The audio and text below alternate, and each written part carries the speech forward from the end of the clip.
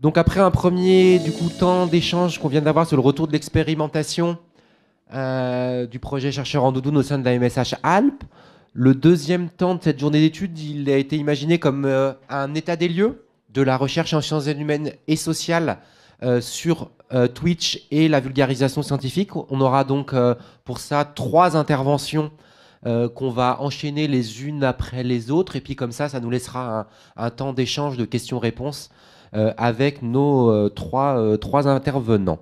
Donc pour ce temps-là, on va commencer avec une intervention du coup de Corentin Gaillard, qui est tout à ma gauche, qui est du coup doctorant à l'université de Poitiers et qui va nous parler euh, de Twitch, mais aussi de YouTube et des enjeux professionnels et d'identité professionnelle. Donc je te donne la parole pour une petite vingtaine de minutes. Ça me va très bien. Bonjour à tous. Déjà, ça me fait bizarre. Je vais parler de Twitch à des gens qui savent ce que c'est. Parce que, en tant que chercheur, moi, je suis dans un labo pas mal avec des gestionnaires qui parlent de RH, de comptabilité, de finances internationales. Donc, quand je parle de YouTube, ils y connaissent rien. C'est un peu déprimant des fois, mais du coup, ça va être intéressant de parler avec des gens qui comprennent ce que je dis et qui ont des propres références. Donc, peut-être que mon diapo va être un petit peu à reprendre un peu trop les bases des fois. Donc, en fonction, j'essaierai d'aller un peu plus vite. Et puis, de toute façon, il y aura des temps de questions à la fin et dans la journée. Donc, ce sera avec un grand plaisir d'échanger avec vous. Donc, aujourd'hui, moi, je suis là pour vous parler un peu de mes travaux et de ce qui se fait un peu sur YouTube, Twitch, d'un point de vue sur la recherche sur ces plateformes-là. Je vous ai fait un plan, mais on va commencer directement, ce sera plus cool. Déjà, qui je suis, pour me caler un petit peu plus. Donc, Corentin Gaillard, je suis doctorant en information et communication. Et donc, j'étudie YouTube, Twitch, qu'est-ce qui s'y fait dessus, mais surtout, qui sont les créateurs. Parce qu'un des constats que je m'étais fait à l'époque, quand je cherchais à faire une thèse sur ce sujet-là, c'était que on commençait déjà à travailler d'un point de vue communication, marketing, sur comment le discours était perçu, les questions d'influence, les questions des marques, les questions des discours engagés, ce genre de choses, mais à aucun moment on parlait de qui était un créateur, à part l'appeler influenceur, et franchement ça m'agace comme terme, mais ça on pourra en débattre. Je serais très intéressé de voir vos avis sur comment est-ce qu'on appelle un créateur. Mais du coup, voilà, je suis parti de ce constat-là, et donc chemin faisant, j'ai fini par me demander qu'est-ce qu'était un créateur dans son quotidien, tout ça. Et on va commencer à l'aborder aujourd'hui. Et ma question aujourd'hui, c'est est-ce que d'un point de vue académique, on peut dire que YouTuber est une profession? Et j'ai pas encore la réponse, et peut-être que la réponse serait non, d'un point de vue académique. Mais on pourra en discuter. Du coup, aujourd'hui, on va parler d'un créateur de contenu. Je choisis ce terme au lieu de YouTuber ou streamer parce que déjà, un créateur, c'est une personne qui fait du contenu de manière générale, on est d'accord, mais pas pour une plateforme uniquement. Aujourd'hui, avec le cas, vous avez Squeezie derrière. Quand il fait une vidéo, elle est pour YouTube, elle est coupée pour être mise sur TikTok. Souvent, il l'a fait en direct sur Twitch avant. Ça va être possiblement recoupé pour être repartagé sur ces différentes plateformes. Donc au final, ok, il est youtubeur, c'est peut-être que pour lui c'est sa plateforme principale, mais c'est qu'une toute petite partie de son activité. Donc la réponse simple à qu'est-ce qu'un créateur de contenu aujourd'hui, c'est une personne qui fait des choses et qui les balance sur les réseaux sociaux. Numérique, parce qu'on aime bien les termes précis chez nous. Mais bon, en termes de réponse un peu plus complexe, un créateur de contenu, ça va être une personne qui va être l'acteur principal en termes de perception chez les gens, qui va être celui qui va incarner la chaîne. On en a parlé tout à l'heure, ça a été évoqué sur Chercheurs de montagne. Ils ont choisi d'avoir quelques personnes qui vont être référentes, tout le temps présentes, dont le public va pouvoir s'identifier. Et bien souvent, le créateur de contenu, ça va être cette personne-là. Pour prendre le cas de Squeezie, on va dire que c'est lui le créateur de contenu. Par contre, si on regarde réellement, Squeezie, il a peut-être 30, 50 personnes avec qui il travaille. Certains vont être sur la partie conception du contenu, d'autres vont être sur l'editing, d'autres vont être sur le tournage ou sur la gestion des différentes marques et produits dérivés qui vont avec Squeezie. Donc c'est pour ça que la question d'un créateur de contenu aujourd'hui, elle n'est pas uniquement la personne vedette, la personne incarnée, présente, mais toutes les personnes qui vont intervenir, que ce soit donc comme le cadrage, le montage, tout ça, comme j'ai dit. Sans oublier que, comme je l'ai dit, on fait du contenu primairement pour une plateforme, mais l'intérêt des plateformes comme elles fonctionnent aujourd'hui, c'est qu'une personne qui fait du contenu sur Twitch va en même temps faire du contenu pour plein de plateformes. Parce qu'aujourd'hui, une personne qui fait du gaming sur Twitch, ça va être transformé en best-of ou en let's play pour être mis sur YouTube. Il va y avoir des cutscenes avec des moments très précis, des moments d'ambiance qui vont être mis en avant et qui vont être partagés ensuite sur les autres plateformes. Ce qui fait que être créateur, ce qui fait que le terme YouTuber, streamer pour la plateforme Twitch ou Instagrammeur, ce genre de choses, ont plus trop de sens et il faut essayer de commencer à penser à des termes beaucoup plus larges qui vont englober beaucoup de métiers, beaucoup d'activités et sans doute plusieurs plateformes, quitte à ce qu'elles évoluent ensuite elles-mêmes. Mais du coup, qui sont les personnes qui interviennent dans la création de contenu ? On va citer plusieurs rôles, plusieurs facettes de cette activité, mais ce qui est difficile de se dire, c'est de faire des profils types de comment ça fonctionne. Par exemple, en prenant le cas de Squeezie, l'entreprise qui est derrière Squeezie est une entreprise qui fait plusieurs millions de chiffres d'affaires par an. Ça veut dire qu'elle peut se permettre d'avoir 50, 100 intervenants différents professionnels au cours de l'année. Mais inversement, comme on a parlé de chercheurs mondagne tout à l'heure, on va être sur une équipe beaucoup plus restreinte, avec peut-être une dizaine de personnes différentes qui vont intervenir au cours de l'année derrière la caméra. Et donc, les rôles qu'on va pouvoir aborder vont être beaucoup plus partagés. Il y a les rôles principaux qui permettent qui vont être ceux de la création de contenu, et que souvent on oublie. Donc il y a l'animation, celui qui incarne le contenu. Mais il ne faut pas oublier tous les aspects en amont, avec l'écriture, la production, et en aval, avec toute la partie édition. C'est là où on va commencer à parler d'auteurs, d'autrices, de monteurs, monteuses, ou de cadrage, de prise de son, ce genre de choses. Et enfin, il y a tous les aspects qui sont parfois très oubliés dans la question des créateurs de contenu. Ça va être toutes les relations, toutes les petites tâches annexes, comme la communication, gérer les posts sur les réseaux sociaux, le reformatage pour les réseaux sociaux, gérer l'animation de ces plateformes-là, gérer ensuite les marques, parce que si on veut commencer à gagner de l'argent sur ces plateformes-là, les dons, Twitch ça fonctionne, mais ça ne fait pas forcément tout, donc il va falloir commencer à travailler avec des marques, faire des contrats, des aspects légaux. Et donc, à force, il faut des personnes qui savent s'y faire. Et enfin, la modération, parce qu'on parle de communauté. La question de la communauté est très importante sur ces plateformes-là. Donc une seule personne ne peut pas tout faire. Sur Twitch, on a les modérateurs, mais on parle aussi des modérateurs dans les commentaires de YouTube ou quand il commence à y avoir des plateformes annexes avec Discord, par exemple. Maintenant, on va aborder la question de Twitch-YouTube. Est-ce qu'il y a encore vraiment des différences aujourd'hui ? À la base de ces plateformes, oui, il y avait une différence. YouTube, c'est un Netflix. C'est une plateforme où le contenu, à la base, il était diffusé en différé. Même si aujourd'hui, on a YouTube Direct, de manière globale, ça reste plutôt anecdotique. YouTube reste une plateforme de contenu différé. Contrairement à Twitch, qui, lui, est en direct. Okay, bon, ça, normalement, j'apprends à personne ici, je pense. Mais c'est là où la différence va se faire. Le fait de pouvoir être en direct va apporter une proximité d'autant plus forte. Et enfin, en termes de sujet, pour ceux qui n'ont pas forcément suivi, Twitch, en effet, c'est une plateforme de jeux vidéo. Pendant très longtemps, et jusqu'à il y a un petit peu avant le confinement, il était presque interdit sur la plateforme de faire autre chose que du jeu vidéo. La section Judge Chatting dans Twitch est très récente. Ce qui veut dire que même la plateforme en elle-même n'était pas prévue pour faire autre chose que du jeu vidéo pendant des années. Aujourd'hui, ça a complètement évolué. Le judge chatting, les événements en direct, l'artisanat, ce genre de choses prend de plus en plus de place sur la plateforme et de plus en plus intéressant. Et donc, tend à avoir un type de contenu qui pourrait se rapprocher de YouTube, qui, lui, a fait ce pas il y a des années.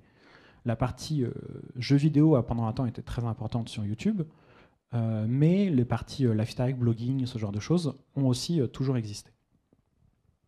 Par contre, ce qui ne change pas, c'est la question de la proximité. Ça va être un point important sur ces plateformes-là qui vont les distinguer donc des autres moyens de communication. Le fait d'avoir soit des espaces en commentaire, soit des espaces de chat en direct, vont permettre aux communautés de mettre en place une proximité, une sorte de relation parasociale où on va avoir l'impression d'être amis et de pouvoir échanger avec le créateur de contenu. Cette proximité-là, pour l'instant, on la retrouve difficilement ailleurs. À la télévision, la question de la proximité, c'est très difficile, tout n'est pas en direct, et les échanges, tout ça, ça marche très peu. Sur la radio, il y a parfois des espaces, des questions, des appels, ce genre de choses, mais en proportion, ce qui fait la particularité de ces plateformes, ça va être la proximité, et d'autant plus quand il y a le chat en direct. Bon, celui-là, j'ai peut-être pas trop besoin d'avancer dessus, la partie, voilà, comment ça fonctionne. Ok, on passe à la suite. Pour un créateur de contenu, ça va être intéressant d'aborder quelles peuvent être les différences pour le créateur en lui-même.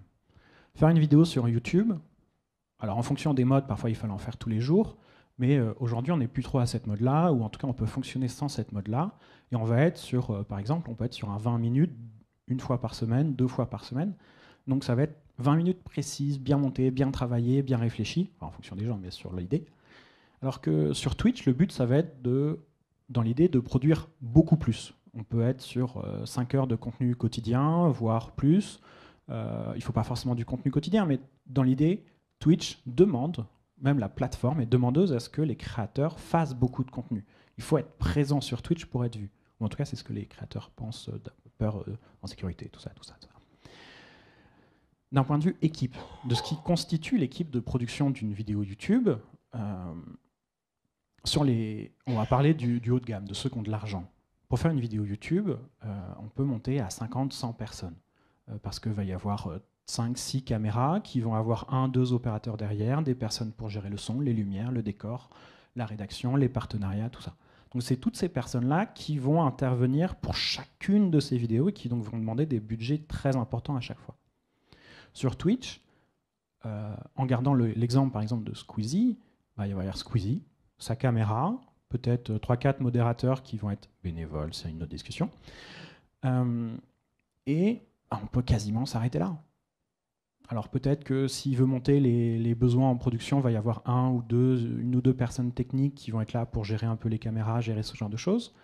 Mais sur un stream de jeux vidéo, il va y avoir une personne en direct, et puis c'est quasiment tout. Ce qui veut dire qu'en termes de budget, on est très loin on est très loin en termes de situation. Ce qui veut dire qu'en termes d'organisation, ça va avoir un impact différent.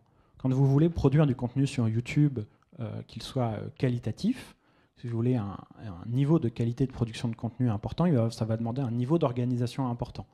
Il va falloir s'y prendre en avance, chercher tout le monde, les partenaires, rédiger, tout ça. Contrairement à Twitch, où si vous voulez faire du jeu vidéo, sans dire que c'est facile, c'est pas ce que je dis, il vous suffit d'allumer la caméra, d'avoir fait vos réglages, ce qui prend du temps, et tous ces aspects-là, mais une fois que tout est initié, pour créer un nouveau contenu Twitch, il vous suffit en gros d'allumer la caméra et d'animer. Mais vu qu'on parle de pas la même quantité de contenu, les impacts sont différents aussi. Mais du coup, l'intérêt de ces deux plateformes, j'ai commencé à l'évoquer. Pour moi, ces deux plateformes sont complètement perméables et le confinement a encore plus accentué cet aspect-là. Parce que YouTube, c'est la plateforme à l'ancienne. Ça fait des années qu'elle est en place. Il y a des personnes qui ont réussi à construire des modèles économiques dessus, à vivre dessus. Mais forcément, qui dit plateforme installée depuis longtemps, certains peuvent avoir une perte d'authenticité ou les évolutions de la plateforme peuvent ne plus plaire, surtout d'un point de vue économique. Et Twitch a apporté un renouveau, un regain de fraîcheur pour certains, en permettant beaucoup plus de souplesse.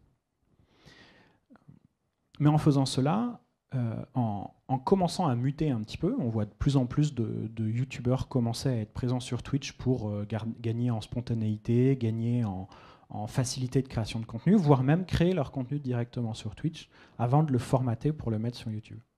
Donc c'est là où pour moi les deux plateformes sont, pour une grande partie des créateurs, impossibles à dissocier, parce que tout le contenu, une grande partie du contenu fait sur Twitch est fait pour être retransformé, réadapté pour être diffusé ensuite. Tac, tac. Okay. J'ai quasiment fini, enfin j'ai presque fini, et puis si vous avez des questions, ça permettra d'approfondir un peu plus sur la question de la professionnalisation, ou même, vu que je suis un petit peu en avance, je peux peut-être faire un petit aparté dessus. Pour moi, c'est deux professions très proches, mais qui ont des impacts très différents. Le terme de profession, je n'ai pas abordé d'aspect théorique parce que je ne voulais pas être barbant et ça m'aurait pris trop de temps à préparer, parce que je ne suis pas encore assez précis dessus. Mais en termes de profession, on va parler d'un écosystème beaucoup plus important que savoir si la personne elle arrive à en vivre. Aujourd'hui, la question de la profession, d'un point de vue académique, ça s'inscrit dans un écosystème avec une formation, un cadre légal, une communauté de créateurs, ce genre de choses. Créer du contenu sur YouTube, aujourd'hui, on peut commencer à parler de profession, parce qu'on a des formations qui ouvrent le jour, Avignon et En Avance, où il y a des formations privées qui ont vu le jour. Par contre, faire du contenu sur Twitch, ça reste encore assez amateur, un terme à mettre en guillemets et qui peut être très intéressant. Et donc, les standardisations, les besoins, les définitions en termes de compétences, connaissances pour faire du contenu sur Twitch restent encore parfois assez floues. En termes de profession, un des aspects importants va être aussi de savoir qu'est-ce qui constitue le métier. Dans le sens où faire du contenu sur YouTube, est-ce que c'est vraiment si différent que ça que faire du contenu pour la télévision? Alors, sur la manière de faire le contenu ou d'écrire le contenu, oui, il y a une différence. Mais aujourd'hui, avec l'évolution des standards de qualité, on se retrouve sur des procédés, sur des moyens, voire parfois des financements très proches de la télévision. Ce qui fait que faire un contenu, différencier YouTube du monde audiovisuel devient de plus en plus compliqué d'un point de vue compétence, connaissance. Donc la question de est-ce que YouTube est être créateur de contenu pour Internet est une profession, c'est encore assez tôt pour le dire, et puis voilà. Ce sera plus facile de répondre en fonction des questions. Merci du coup, Corentin, pour ta... J'ai un tout dernier petit point, très rapide, petit point d'auto-promo. Si la question de YouTube, Twitch ou de la création de contenu pour Internet vous intéresse d'un point de vue académique, en octobre, on organise une journée d'études, un colloque scientifique sur la création de contenu sur Internet, avec une vingtaine d'intervenants qui vont présenter leurs travaux de recherche sur les créateurs de contenu, sur la création de contenu, sur les modèles économiques des créateurs de contenu. Ce sera à Paris et on sera très content de tous vous accueillir pour échanger sur la question et avoir vos avis et tout ça. Voilà. 16 et 17 octobre à Aubervilliers. Eh ben, merci pour ton intervention, Corentin, sur faire le lien avec la journée qu'on va aujourd'hui, mais du coup sur la porosité entre les deux plateformes et on le voit pour celles et ceux qui consomment ou qui produisent du contenu de vulgarisation scientifique, que les créateurs de contenu naviguent aussi du coup entre ces différentes plateformes. On aura l'occasion du coup d'y revenir cet après-midi, notamment au cours de la table ronde. Alors du coup la seconde intervention, le temps que Sylvain installe son diapo, donc c'est Sylvain Yohannes qui est doctorant à l'université de Côte d'Azur, et avec Sylvain on va parler des petits streamers, alors petits par rapport à leur audience. Vous le définirez un petit peu, mais voilà, qui est aussi une des particularités des streamers de vulgarisation scientifique par rapport à d'autres streamers. Mais Sylvain, tu vas explorer un petit peu tout ça avec nous. On te laisse la parole pour une vingtaine de minutes. Allez, c'est parti. Bon, bien bonjour à tous. Moi, c'est Sylvain Jeannès, donc comme il a dit, doctorant au sein de l'Université Côte d'Azur en seconde année et au sein du laboratoire GREDEG. Alors, je tiens à te remercier, Michael, et remercier l'ensemble des acteurs ici présents pour assister et être présents à cette journée, notamment à tous les vulgarisateurs que j'ai pu interroger dans mon étude et à tous les vulgarisateurs de tout horizon. Je sais que Robin est là et que j'ai vu certains de ses lives aussi, pour les efforts menés jusqu'ici et les sacrifices parfois consentis pour mener à bien vos tâches dans cette direction, donc c'est de la vulgarisation.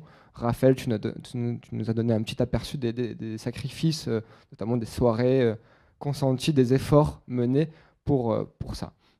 Alors j'avais prévu initialement, je vous avoue, une longue introduction avec un détour par Bernard Lahire, qui est un sociologue, pour parler de vulgarisation, mais comme le slogan d'un grand club de football le dit, on va aller droit au but, même si j'avoue qu'on a perdu contre eux ce week-end et que ça m'embête un petit peu. Alors, pour ma part, je vais me situer à mi-chemin entre la production de travaux scientifiques et de la vulgarisation, puisque je vais parler avec vous d'un article en avant-première. Je dis en avant-première, un peu comme au cinéma, car il n'est pas officiellement sorti, il ne serait tardé à l'être, il va sortir il est prévu pour début 2025.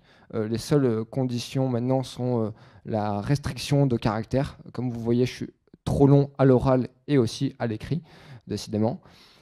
Et en tout cas, j'en suis fort impatient de sortir. Donc voilà, on va discuter un peu de cet article-là, en y ajoutant des données en exclusivité. Donc vous êtes décidément assez chanceux, j'ai envie de dire. Peut-être pas, vous verrez dans une vingtaine de minutes, quand je verrai vos yeux un peu se fermer peut-être. Et donc vous parlez de cet article au travers de 2 exemples de petits streamers vulgarisateurs, comme l'indique mon titre de la présentation. Je vais en sorte vous faire un petit papier mâché. Alors je fais une petite promo d'un site que j'aime bien, qui est papier mâché science. Donc l'URL c'est papier au singulier, mâché sans le et dans l'URL, au singulier également, science au pluriel.org. Donc voilà, vous pouvez aller consulter. C'est des chercheurs qui vulgarisent à l'écrit cette fois-ci, pas à l'oral, des travaux scientifiques de disciplines différentes. Alors, je vous ai parlé de petits streamers. Qu'est-ce que c'est un petit streamer? Alors, je vais très rapidement définir ce que c'est au travers des entretiens que j'ai eus et qui m'ont relaté et qui m'ont eux-mêmes défini ce que c'est qu'un petit streamer. Alors, je prends le cas de Théo, par exemple, qui me dit « Moi, je suis un petit gars. Moi, je fais moins de 10 viewers, assurément même moins de 5 viewers. » On va revenir sur le thème de viewers tout au long de l'intervention, et notamment d'une donnée centrale qui est les spectateurs moyens. On a eu un petit aperçu sur la quantification de l'activité et le retour de stream qui était, où la donnée de spectateurs moyens était assez centrale, notamment pour les petits streamers. Cela rejoint une définition donnée par Geoffrey qui disait, je vous cite l'entretien, le passage de l'entretien, « Alors, ce que j'appelle petit streamer, en fait, c'est une retranscription de l'entretien, donc je fais avec la narration qui a été donnée. Alors pour moi, un petit streamer, c'est assez extensive. Je n'ai pas de définition précise. Je dirais que c'est qu'en dessous, en fait, cela dépend. Cela dépend si tu le définis par rapport aux statistiques pures de Twitch. On reviendra sur le terme de streamer moyen. Ou du coup, je reprends un petit streamer. Globalement, c'est en dessous de 20 viewers. Tu es un petit streamer car tu es dans les 95-96%. On reviendra d'ailleurs sur ce chiffre après, un petit peu plus tard. Ou si tu le définis socialement par rapport à est-ce que je peux en vivre, est-ce que ma situation, est-ce que machin, ma définition, je vais pas, je ne sais pas, mais là, quand je te dis regardez des petits streamers, c'est des personnes qui ont la même taille de communauté que moi. À savoir que Geoffrey a environ 6 spectateurs sur son stream en 2023, pour un peu voilà, le cerner. C'est marrant parce qu'il y a 2 dimensions. Il y a la dimension de spectateur moyen qui revient et on voit que la taille d'audience est minime comparée notamment aux gros streamers qu'on peut avoir en tête dès lors qu'on évoque le streaming sur Twitch, notamment avec le Rewind où il y a Domingo, Squeezie, Zerator, etc. Et il y a aussi quelque chose qui est assez central, c'est que les revenus engendrés par la plateforme ne constituent pas une part significative du revenu des revenus totaux engendrés chaque mois, mensuellement, par ces personnes-là. Et cela rejoint encore une définition de Théo qui dit « Je sais que ça se voit que c'est un petit streamer. Il galère, il est en mode passionné, il a la passion, il a la patate. » On reviendra sur ce terme de passion qui définit, au sens de Goffman, un cadre d'expérience de streaming. Alors, je vous ai défini un petit peu la définition de petit streamer. Voilà, on va définir ensemble. C'est en gros quelqu'un qui est sur Twitch et qui définit et diffuse un contenu en direct et qui a, au maximum 20 spectateurs en moyenne sur ses streams et qui, en tout cas, n'engendre pas une part significative de revenus de la part de la plateforme. Alors, je vous ai parlé de deux petits streamers, deux petits streamers même vulgarisateurs. On va citer Valentin et Nicolas, que je vais mobiliser dans l'entretien.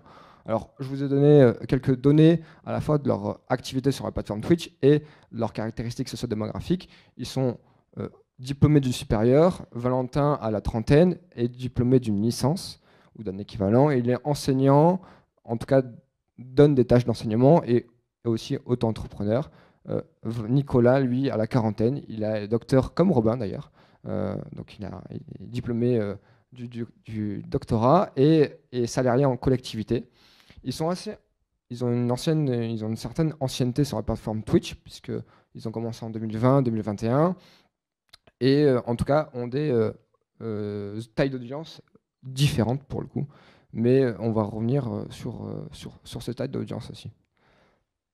Pardon. Alors, comment j'ai trouvé ces deux petits streamers?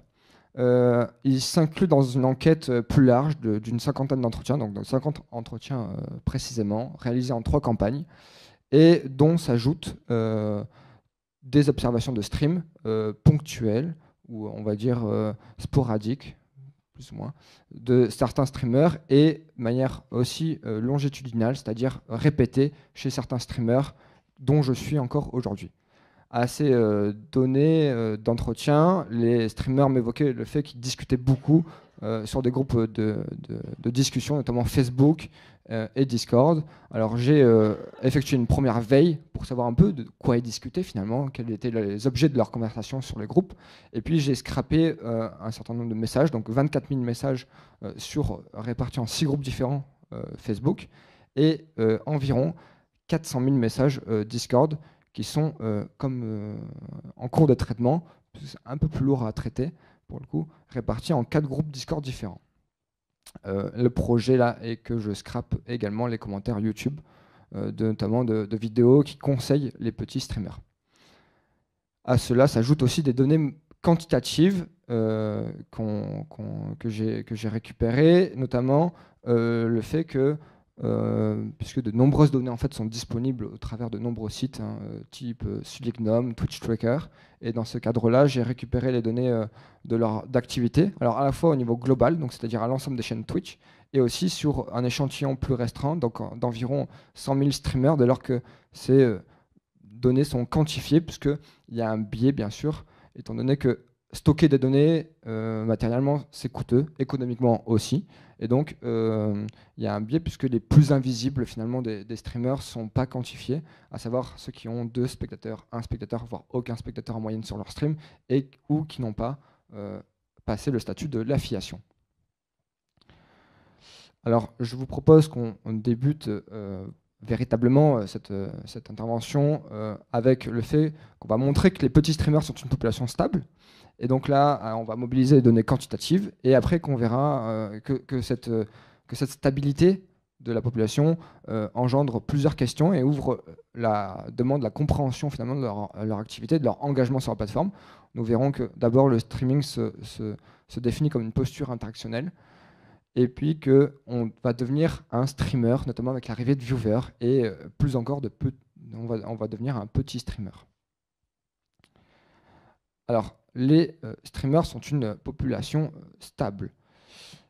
Alors déjà, selon un rapport de StreamAdChat qui date de 2021, pour vous donner un peu des idées des ordres de grandeur, il faut savoir qu'il y a une quantité énorme de vidéos qui sont streamées chaque année. Notamment en 2021, il y avait plus de 900 millions d'heures streamées pour peu vues individuellement, puisqu'elles sont vues par 26 viewers en moyenne. Mais qui permettent d'atteindre de fortes audiences globales, donc environ plus de 24 milliards d'heures de vidéos ont été regardées sur la plateforme Twitch en 2021. Alors, le fait que ces plateformes de vidéos en direct soient caractérisées par la mise en disposition de grandes quantités de vidéos pour atteindre de fortes audiences globales sont assez documentées en recherche, mais à notre connaissance, elles n'ont pas été mobilisées pour mettre en évidence l'existence de petits streamers. Et pourtant, les petits streamers sont une population nombreuse, puisque 94% des streamers francophones ont, selon le site Sulignum, 5 spectateurs ou moins en moyenne sur leur stream, soit une moyenne de 216 000 et 17 streamers précisément. Je vous ai mis la médiane également. Ici, on va rentrer un peu plus dans le détail chiffré. Alors j'ai essayé de faire ça de manière un peu plus ludique, hein. Je vous ai mis le tableau dans le dispositif suivant, que vous pouvez retrouver sur YouTube en replay, sur le site MSH. Mais pour rendre ça un peu plus joyeux, je vous ai coloré ça. Et on voit tout d'abord ce qui frappe au premier abord, c'est que, déjà, petite précision, le recensement a été effectué d'avril 2023 à août 2024. Donc j'ai terminé le recensement, enfin il est toujours en cours, mais je l'ai arrêté pour vous récemment. Et on voit que, encore une fois, 94% des streamers, voire 96% des streamers, si on prend même plus largement, ont 10 spectateurs au moins sur leur stream, au niveau francophone. Alors, au niveau francophone, hein, ça rejoint quasiment au niveau mondial, c'est équivalent. En plus d'être nombreuse, cette population présente une forte stabilité. Alors, d'une part, la différence entre la médiane et la moyenne, ça en atteste. Ça veut dire qu'il y a très peu de grandes fluctuations mois par mois. En fait, il n'y a pas de grands pics de streamers qui rejoignent une catégorie chaque mois. Et l'écart type est relativement faible. Si on prend les 5 spectateurs en moyenne, l'écart type est d'environ 13 000 streamers pour, je rappelle, une moyenne de 216 000 streamers, soit 6% de différence. C'est-à-dire que chaque mois, autrement dit, pour 100 streamers d'un mois donné, le mois suivant, il y aura entre 94 et 106 streamers. À savoir que ça se régule. Il y a des périodes où il y a un peu moins de streamers, notamment les périodes estivales, où l'intensité de production de streaming est un peu plus faible. Alors comme je l'ai dit, je vous ai mis le tableau bien académique pour cette fois-ci, pour visualiser un petit peu mieux et comparer, mais ça rejoint tout à fait la dispositif précédente.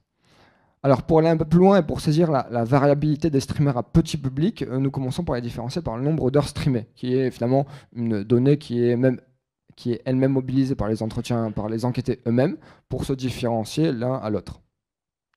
Ici, il faut savoir que je restreins mon échantillon à ceux dont la quantification, comme j'avais dit, a été permise par la plateforme Twitch, et donc ça met dans l'ombre environ 100 000 streamers chaque mois.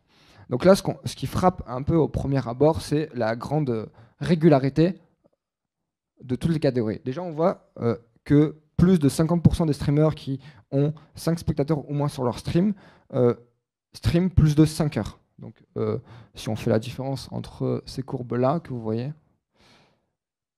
ça fait plus de 50%. Et il y a des mois où même cette activité est importante, notamment le mois de septembre 2023, où en fait ceux qui streament donc c'était entre 11 heures et 30 heures par mois, donc presque près d'1 heure de stream par jour, sont environ 25%. Et on voit qu'il y a aussi des forts taux d'engagement, c'est-à-dire ceux qui streament plus de 75 heures par mois. Donc ça fait, pour vous donner un ordre de grandeur, environ 2 heures de stream par jour, ce qui est assez conséquent, et ils sont environ de l'ordre d'idée de 5%.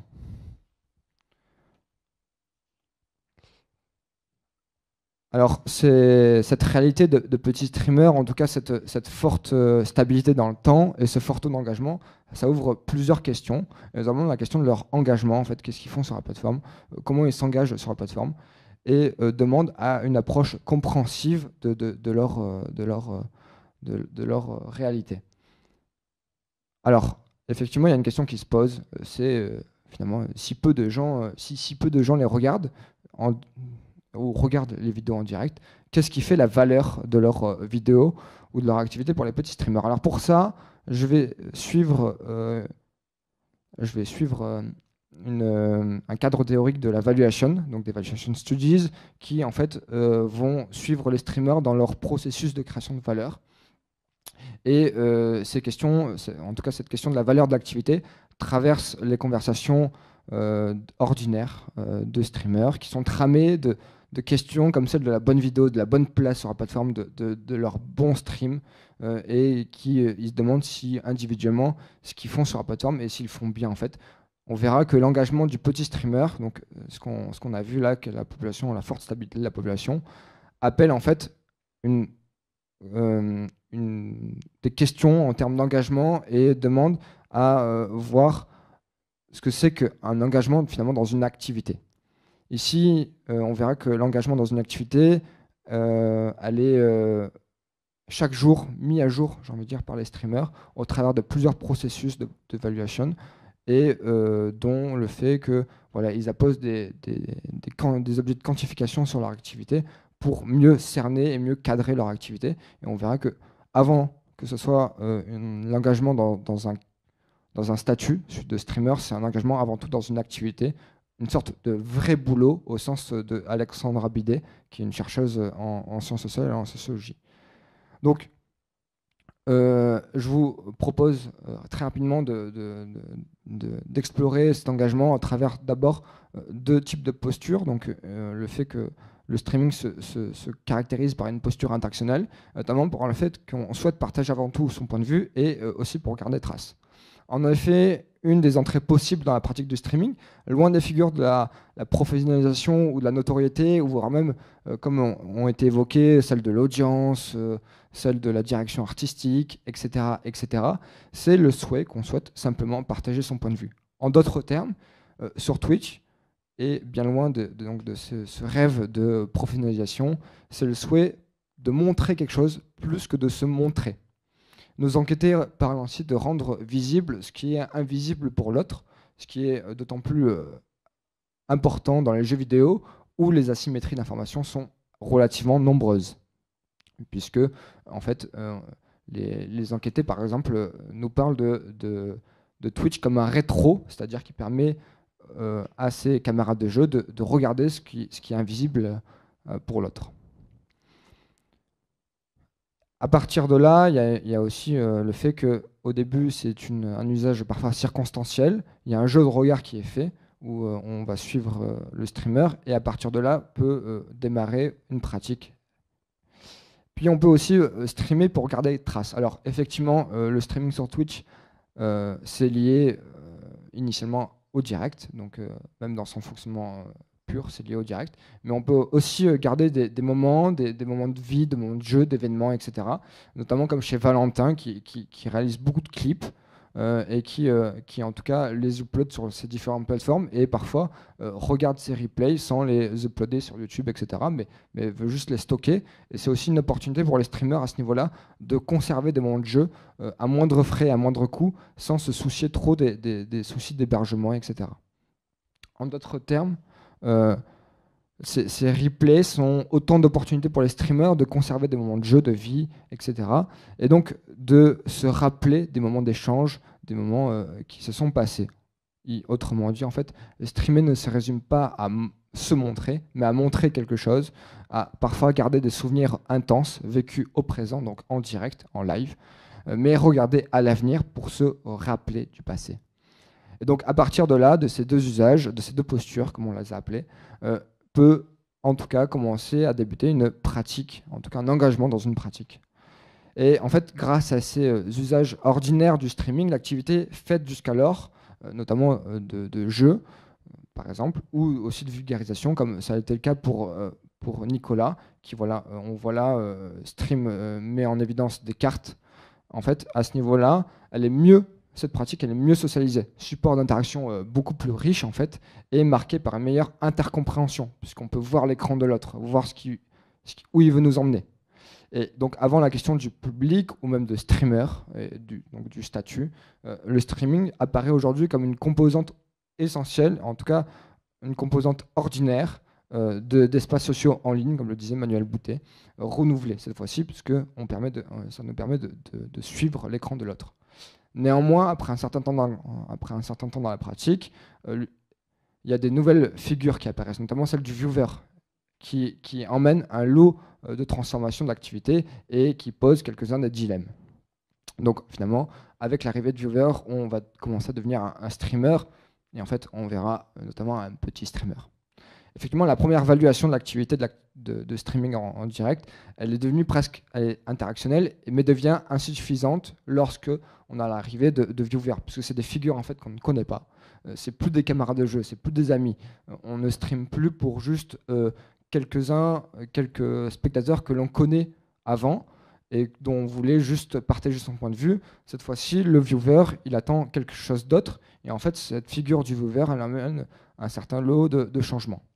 Alors, dans un premier temps, dans les trajectoires que nous avons étudiées, l'arrivée de spectateurs hors des cercles de connaissances emmène généralement un lot et une transformation de l'activité. Il y a de nouvelles questions qui émergent et comment finalement faire face à des spectateurs que l'on ne connaît pas, que l'on ne sait pas qui c'est, dont l'identification est floue.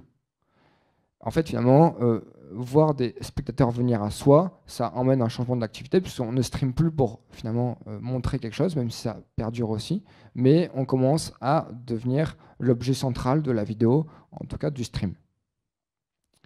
C'est donc la figure du viewer qui emmène ce lot de changements.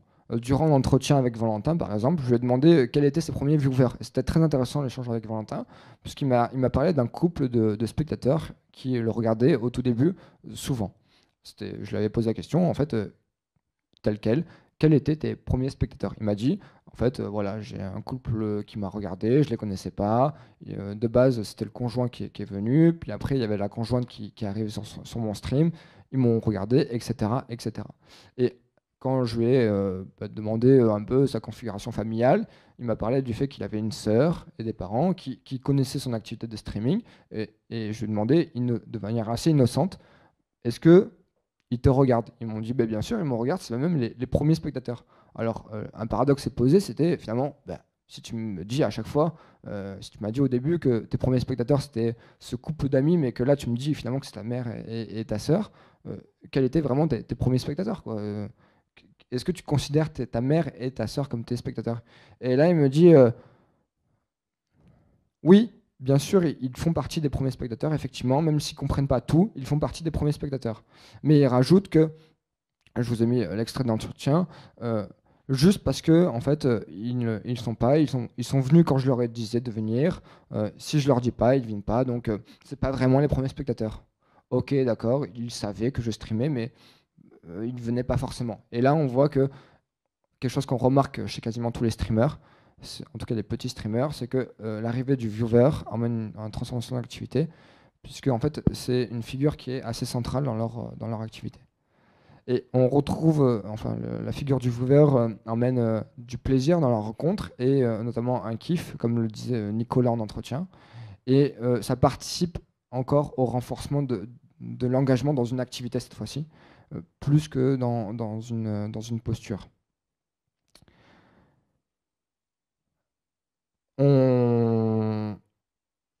Effectivement, je l'ai dit que le viewer est important, et notamment il y a une tentative de quantification, de dénombrement du viewer, et notamment c'est la stat du spectateur moyen. Alors, il y a aussi d'autres statistiques comme le spectateur unique, les pics, les follow, etc.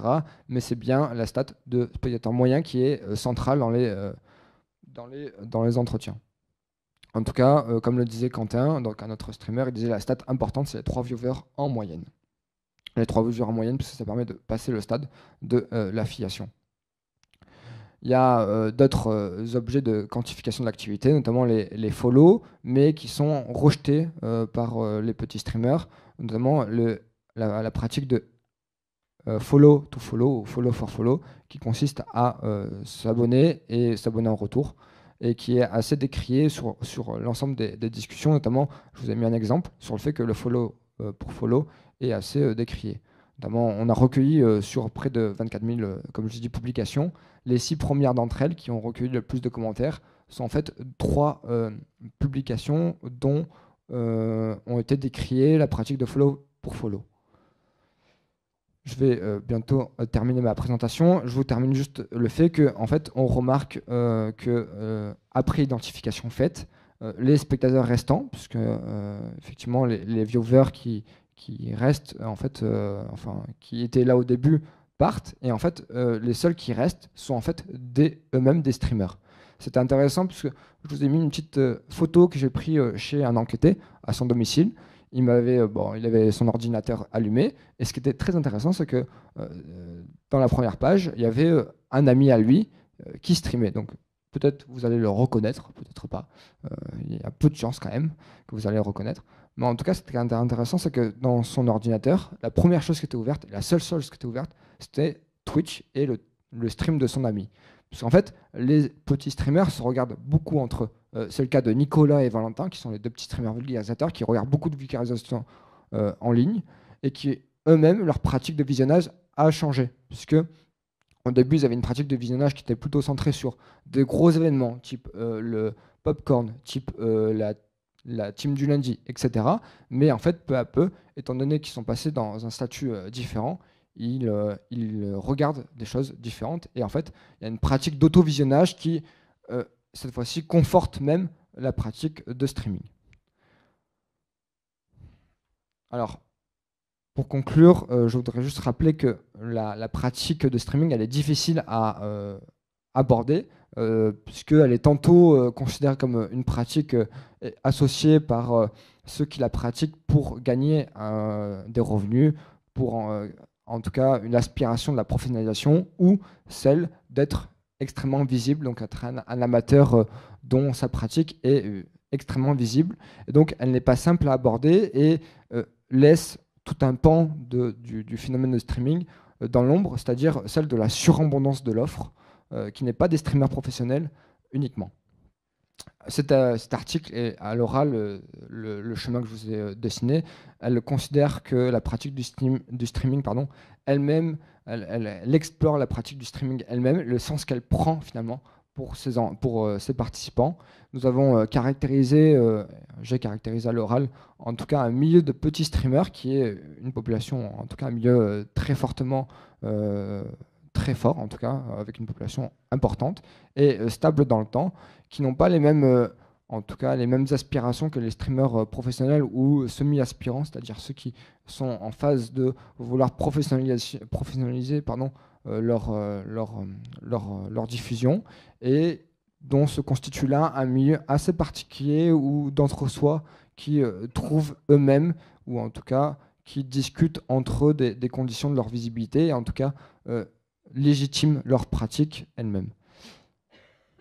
Je vous mets voilà, la conclusion ici, c'est que streamer, cette posture elle est assez nouvelle, en fait c'est une posture internationale nouvelle, et qui permet soit d'apprendre, soit de garder trace, et sur ce substrat en fait, sur le fait que là, on va avoir l'arrivée de viewers et qui demandent des questions assez nouvelles, et qui, en tout cas, où le streamer qui, en tout cas, individuellement se posait la question de ce qu'il fait sur la plateforme, est-ce qu'il a sa bonne place, en fait, devient des questions collectives, puisque, en fait, il s'inclut dans des réseaux de socialisation, comme je l'ai montré à la fin, où, en fait, il y a des pratiques d'auto-visionnage qui confortent et, en tout cas, se questionnent collectivement sur leurs pratiques elles-mêmes. Je vous ai mis toute la bibliographie sur un site externe que vous pouvez scanner sur le QR code, ou que je peux vous donner par la suite si vous le désirez. Et sur ce, en tout cas, je vous remercie beaucoup de m'avoir écouté, et je suis désolé pour le temps un peu long. Merci du coup Sylvain pour ta présentation. Du coup je propose qu'on enchaîne du coup tout de suite avec la présentation du coup de Thomas, comme ça après on aura un large temps de questions-réponses. Peut-être une petite question Chloé. Ah, est-ce que donc remettons rapidement le QR code. Vas-y, je te laisse se remettre. Donc du coup, dans la troisième intervention du coup de la matinée, donc ça sera Thomas Boissonneau, qui lui est doctorant à l'université Toulouse-Jean Jaurès. Et avec Thomas, on va aborder une question qu'on a déjà abordée à du coup plusieurs reprises, qui est la place et le rôle des publics. Voilà. Et donc du coup, Thomas va saisir l'objet vulgarisation sur Twitch à partir au prisme du coup des publics. On ne rappelle jamais assez que quand on fait de la vulgarisation ou de la médiation scientifique, la question des publics est essentielle. Donc on peut faire le changement de diapo. Et après on écoute Thomas. Je m'appelle Thomas Boissonneau. Je m'appelle Thomas Boissonneau, donc, de l'université de Toulouse-Jean Jaurès. Et je suis encadré par Béatrice Millard et Julien Figeac au laboratoire LIST. Alors, on va voir si ça s'affiche, j'espère. Peut-être qu'il faut que je... Ouais, c'est peut-être plus ça, ouais. Alors, attends. En fait, il faut que je le... Okay.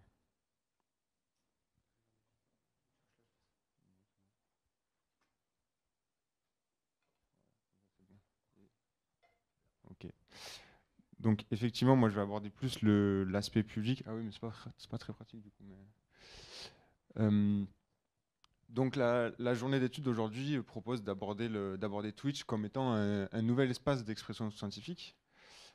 Et moi, dans le titre de ma thèse, j'utilise le terme de nouveaux acteurs. Donc, alors pourquoi est-ce qu'on va parler de nouveaux acteurs ou d'un nouvel espace? C'est déjà parce que la vulgarisation scientifique en elle a une histoire à laquelle il faut qu'on s'intéresse. Évidemment, la vulgarisation scientifique, elle n'apparaît pas avec Internet.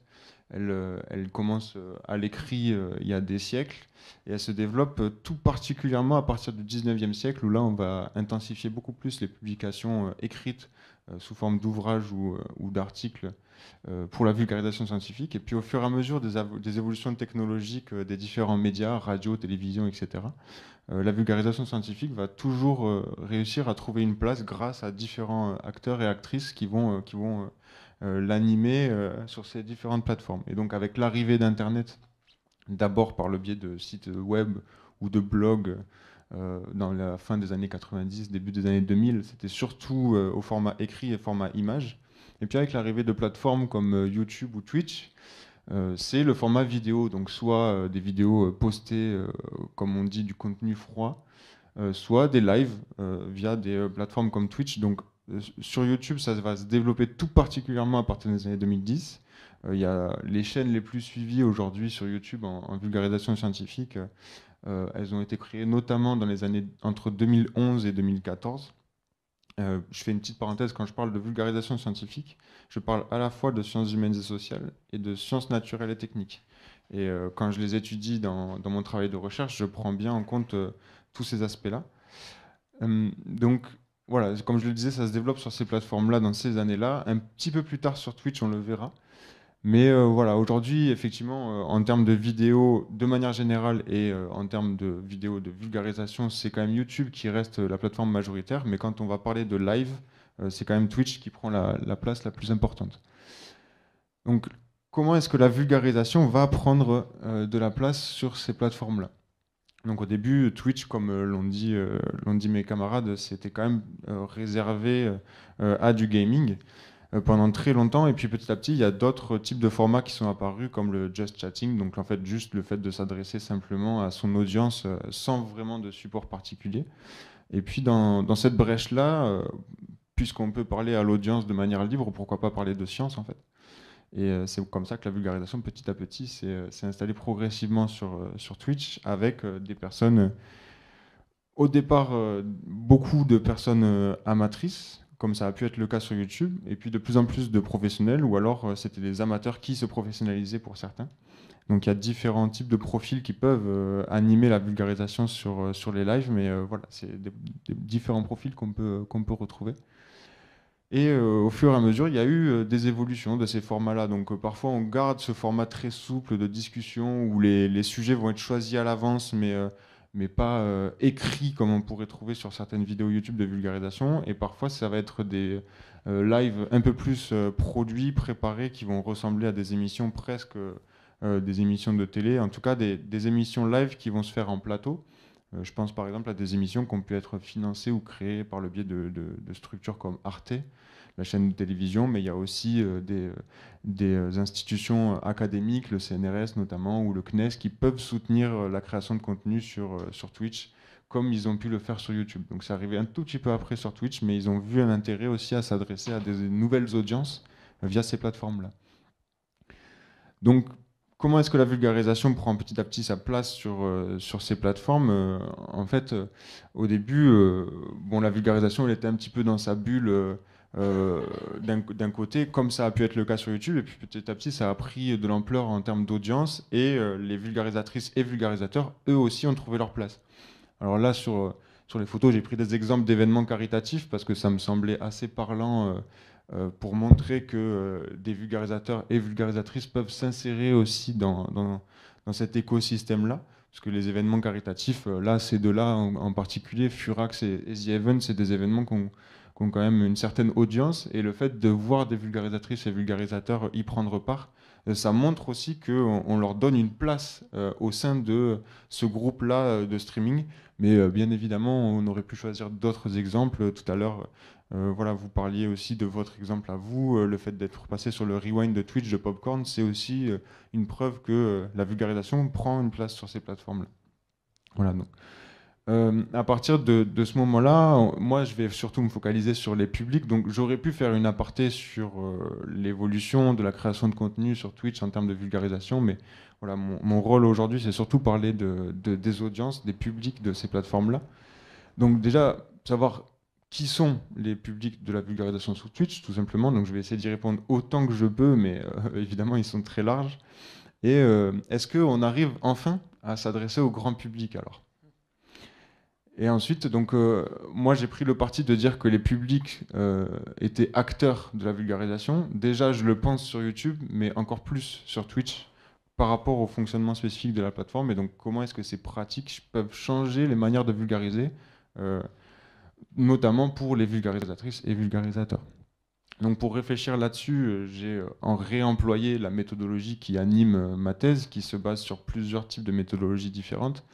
Donc, j'ai mobilisé des données qui sont propres à YouTube, mais qui peuvent être aussi utiles pour Twitch, parce que, comme le disaient tout à l'heure mes collègues, c'est pas parce qu'on crée du contenu sur YouTube qu'on est uniquement YouTubeur. On peut aussi créer sur Twitch notamment. Donc ces données-là étaient intéressantes. J'ai réalisé des entretiens semi-directifs avec des vulgarisatrices et vulgarisateurs qui créent du contenu soit majoritairement sur YouTube, soit majoritairement sur Twitch. Donc j'ai plusieurs aperçus par rapport à ça. Et enfin, j'ai aussi diffusé un questionnaire pour essayer de m'adresser directement au public de la vulgarisation en essayant de comprendre quelles plateformes ils utilisaient, de quelle manière et comment est-ce qu'ils s'impliquaient sur ces plateformes-là.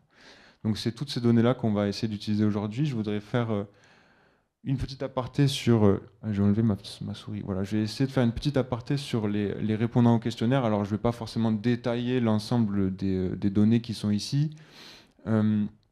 Ce qui retient particulièrement mon attention, c'est que j'aurais aimé avoir un questionnaire qui me permette d'avoir une vision assez générale de ce que peut être le public de la vulgarisation sur les médias sociaux numériques. Mais en fait, j'ai des répondants qui sont quand même très majoritairement diplômés. Donc voilà, il faut être vigilante et vigilant par rapport à ça. Tout ce que je vais aborder aujourd'hui sont regardés au prisme des biais que peut avoir mon enquête.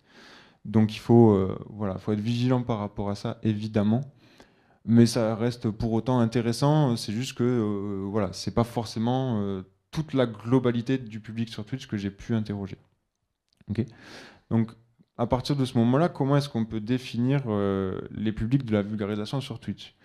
Donc déjà, quelque chose qui ressort, c'est que sur toutes les plateformes, de manière générale, la moyenne des audiences de la vulgarisation est un peu plus élevée que celle d'autres types de contenus comme le divertissement par exemple. Et les audiences sur Twitch sont un peu plus âgées que celles sur YouTube, qui sont elles-mêmes un peu plus âgées que celles sur TikTok, même pour la vulgarisation.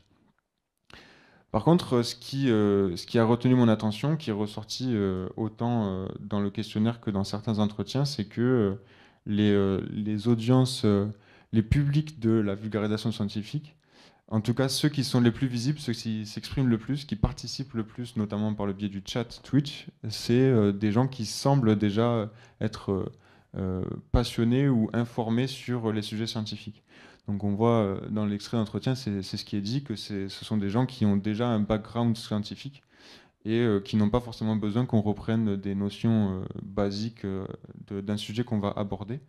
Donc, à partir de ce moment-là, est-ce que ça veut dire que les publics de la vulgarisation sont uniquement des gens qui ont été formés à ces sujets-là et que du coup, c'est impossible de s'adresser au grand public ? Moi, je prends le parti de parler d'une illusion du grand public. C'est une notion qui est ressortie aussi déjà dans mes propres enquêtes, mais aussi à travers mes entretiens, où plusieurs vulgarisatrices et vulgarisateurs m'ont dit mais en fait le grand public ça n'existe pas. Et force est de constater que quand on travaille là-dessus, on se rend bien compte qu'on ne peut pas parler d'un grand public. Et je ne sais pas si vous l'avez remarqué, depuis le début de ma présentation, je parle des publics au pluriel volontairement, parce qu'il y a des publics de la vulgarisation. Donc au début, comme me dit un des vulgarisateurs que j'ai pu avoir en entretien, ça peut être frustrant parce qu'on se dit qu'on va parler au grand public, on va attirer du monde qui connaît pas les sujets scientifiques et on va parler à des gens entre guillemets profanes. C'est un terme qui ressort parfois, mais en réalité, voilà, on touche rarement de nouvelles personnes. Donc encore une fois, je repose la question, est-ce que ça veut dire que c'est impossible de s'adresser à des nouvelles audiences et d'intéresser la science? Est-ce que finalement la vulgarisation s'adresse à des gens qui de toute façon s'intéressent déjà aux sciences et on fait que leur alimenter cette passion? Bah, en réalité, pas forcément.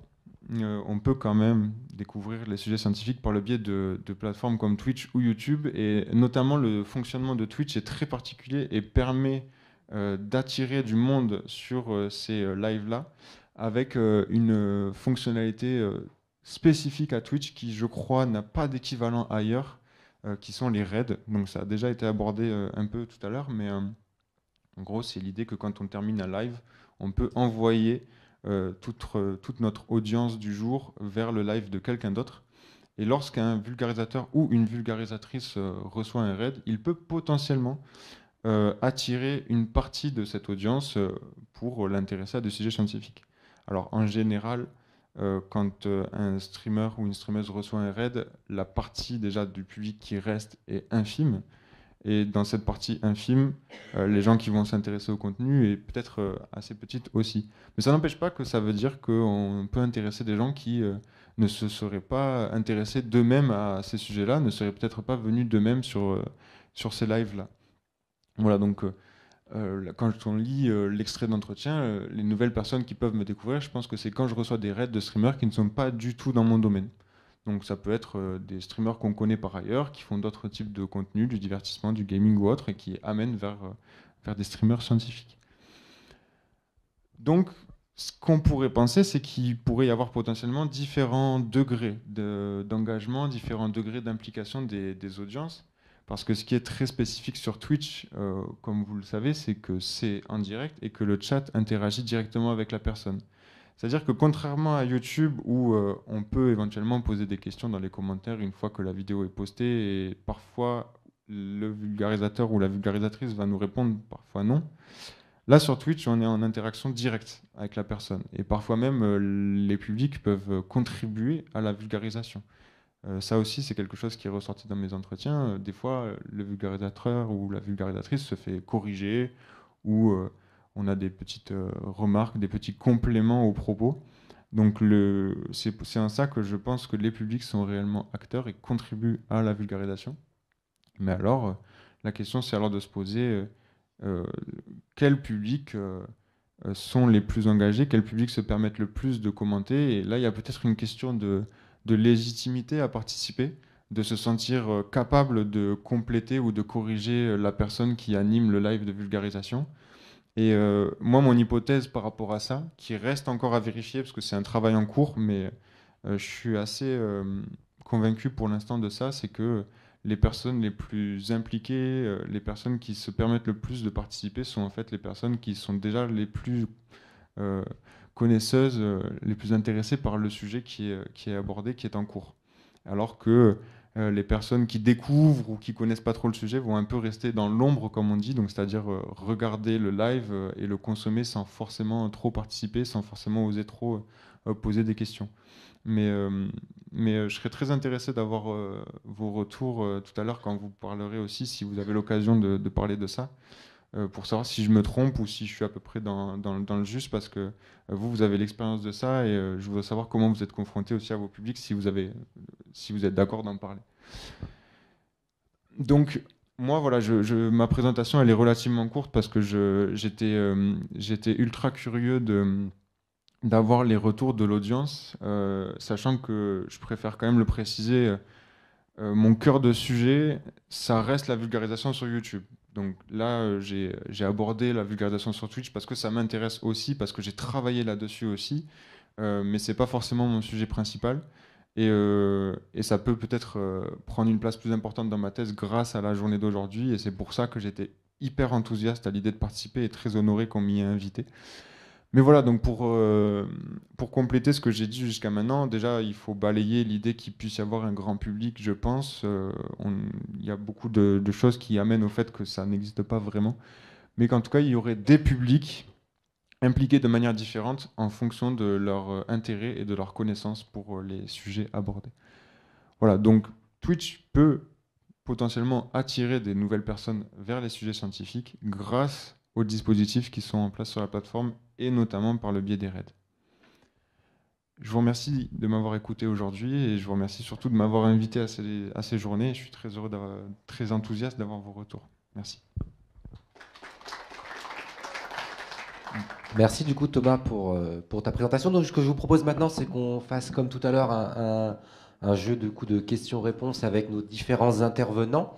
Donc on prend des questions évidemment du coup dans la salle. Ceux qui nous suivent sur YouTube, on prend aussi des questions dans le chat. Donc n'hésitez pas quand vous posez vos questions, si elles s'adressent plus particulièrement à l'un des intervenants, voilà, à cibler à qui elles s'adressent, ou si c'est plutôt des questions ouvertes. Voilà, donc on va faire passer le micro dans la salle. Laurence est revenue, ça m'évite de le faire. J'écoute en direct. J'ai pas vu. Merci beaucoup pour ces interventions. Moi, j'ai une question concernant peut-être plus la définition des métiers autour des créations sur Internet, de YouTube et de Twitch.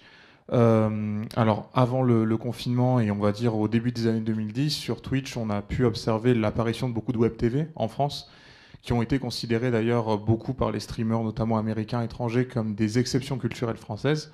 Est-ce que vous pensez que, étant donné que beaucoup de créateurs ont commencé comme ça, et aujourd'hui je trouve qu'on a encore l'héritage des web TV sur Twitch avec beaucoup d'événements qui sont organisés, des événements réguliers qui vont arriver chez les gros streamers qui ont grandi sur ces plateformes, on a une définition qui peut être différente par rapport aux autres pays, par rapport aux autres créateurs de contenu étrangers, avec une porosité entre les métiers de Twitch et les métiers de la télévision, que ce soit par les streamers indépendants qui ont créé des web TV, qui se sont organisés autour d'événements, ou avec l'importance de grandes structures, je pense notamment à Webedia par exemple, qui a permis une professionnalisation plus rapide des créateurs de contenu sur YouTube et sur Twitch en France.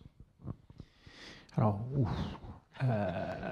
plusieurs points. Le Twitch français est très particulier. J'ai pas trop étudié la question de l'international, mais ce qui ressort beaucoup quand on suit les événements internationaux, la communauté francophone en proportion est énorme. Par exemple, ça s'est vu sur les événements comme le Airplace. La communauté francophone, Airplace, c'était un combat de pixels lancé par Reddit, et où en fait chaque internaute pouvait toutes les 5 minutes placer un nouveau pixel, donc faire des dessins avec une grosse communauté. Et donc la communauté francophone a écrasé beaucoup de communautés différentes internationales parce que elle était énorme, réactive, aussi bien des streamers qui ont pris le temps de se prendre au jeu que de la communauté de viewers. Donc la communauté francophone est très particulière, a un fonctionnement beaucoup plus soudé que d'autres communautés, parce qu'elle est partie du principe que... Alors en effet, peut-être que ça vient de cet aspect-là, des web TV. En tout cas, ce qui est sûr, c'est que ceux qui sont là depuis longtemps sur Twitch, même sur YouTube, il y a des communautés d'anciens pratiquants qui sont là depuis longtemps. Ce qui est sorti, même ça, il y a eu des témoignages de Julien Josselin, ou je ne sais plus, un autre de la bande de Studio Bagel ou Godel Moustache, qui disait que, en fait, on n'était pas grand monde. On voulait réussir, donc on s'est serré les coudes, on s'est entraidé. Il y avait peu d'argent, peu de moyens, mais ils étaient motivés. Et donc, s'ils voulaient tenir dans le temps, ils étaient obligés de s'entraider, de travailler ensemble et créer des choses ensemble. Donc, ça a créé une communauté de pratique qui, au début, était très soudée, quels que soient les avis, quels que soient les thèmes, quel que soit tout ça, et qui, aujourd'hui, avec les facilités, le nombre de personnes de plus en plus présents, évolue et se différencie. Ensuite, sur la question de la professionnalisation des équipes techniques, oui, Webedia a sans doute joué beaucoup comme étant un des premiers acteurs importants avec des grands noms de YouTube. Par contre, la porosité des équipes techniques entre YouTube entre Internet et la télévision est très difficile. Pour avoir échangé avec des sociétés de production, ils détestent les personnes qui viennent de la télé. Parce qu'en fait, ils sont, Je cherche des mots gentils pour le dire. En gros, ils sont chiants. Ils sont bons techniquement, mais ils sont chiants. Donc, ils préfèrent prendre quelqu'un de passionné par Internet, qui vont apprendre à tenir une caméra, à apprendre à faire le réglage son. Vu que le niveau d'exigence sur la qualité finale n'est pas la même, c'est pas grave s'il y a quelques petites erreurs, autant que la personne comprenne plus la dynamique, comprenne le fonctionnement, voire au point où des fois, ça fait bien d'avoir des erreurs sur un live Twitch. On m'a sous-entendu que avoir un live Twitch qui a des erreurs, des problèmes techniques, en fait, c'est presque bien, parce que ça fait plus amateur. Et certains souhaitent faire amateur et pas faire télévision, donc avoir une personne très bonne derrière la caméra, c'est pas très grave, vaut mieux qu'il sache faire. Enfin, c'est pas important, et voilà. Donc, j'ai répondu à plusieurs aspects, pas à tout. C'est déjà pas mal. Tu veux dire un mot là-dessus, Thomas? Ouais, vas-y. Alors, ça n'a rien à voir avec ce dont j'ai parlé aujourd'hui, mais par rapport à la porosité télévision, médias sociaux numériques dont vous parliez. Il me semble que pendant longtemps, il y avait une sorte de combat entre la création de contenu sur Internet et ce qui pouvait se faire sur la télévision.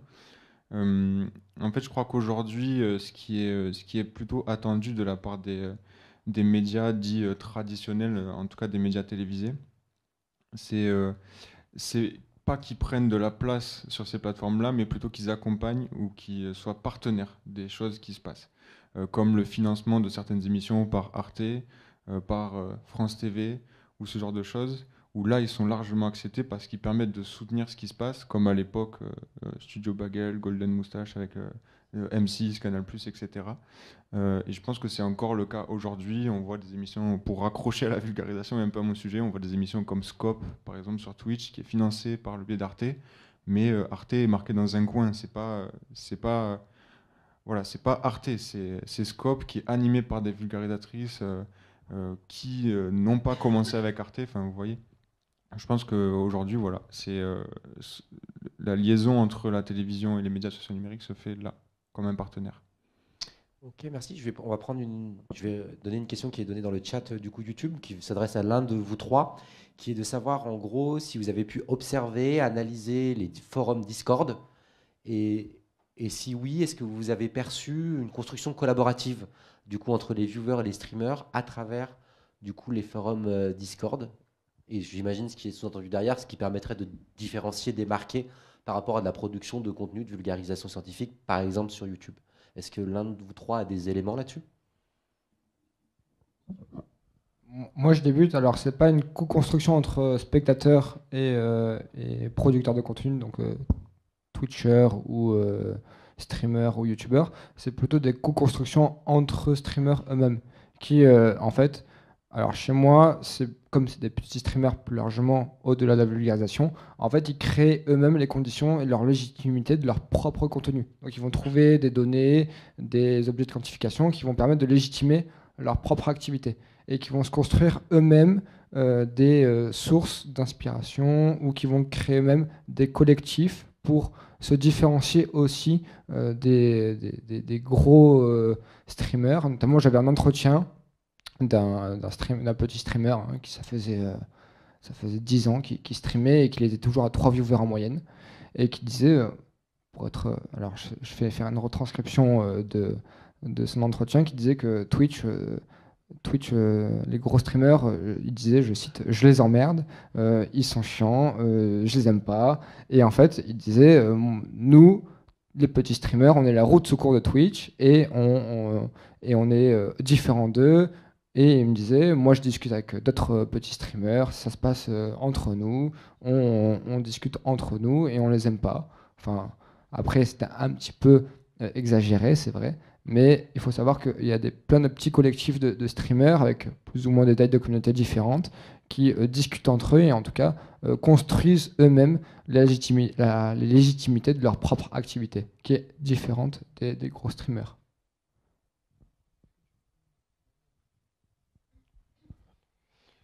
Et pour compléter avec la vulgarisation, Discord est ultra important dans la vulgarisation. C'est là où se passe beaucoup de choses en termes d'interaction et de réseau entre vulgarisatrices et vulgarisateurs, que ce soit sur Twitch, sur YouTube ou sur les autres plateformes. Je pense au collectif POC Science ou au Café des Sciences par exemple.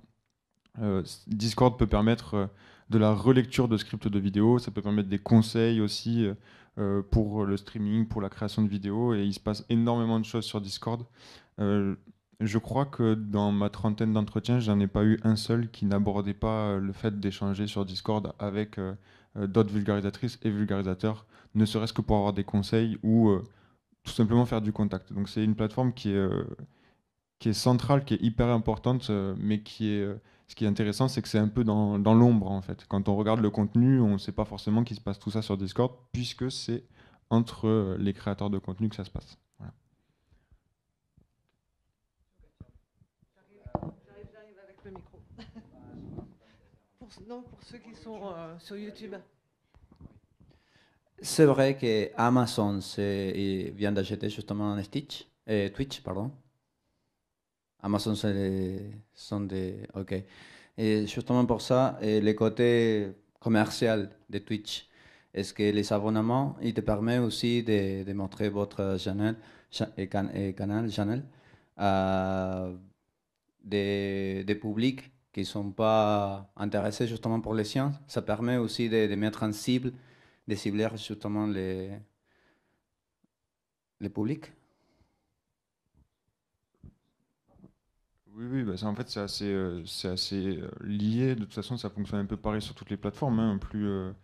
Plus on va être suivi par une audience large, plus on va potentiellement être mis en avant par la plateforme, et plus on va potentiellement attirer des nouveaux publics qui vont s'intéresser à ce qu'on fait, quoi.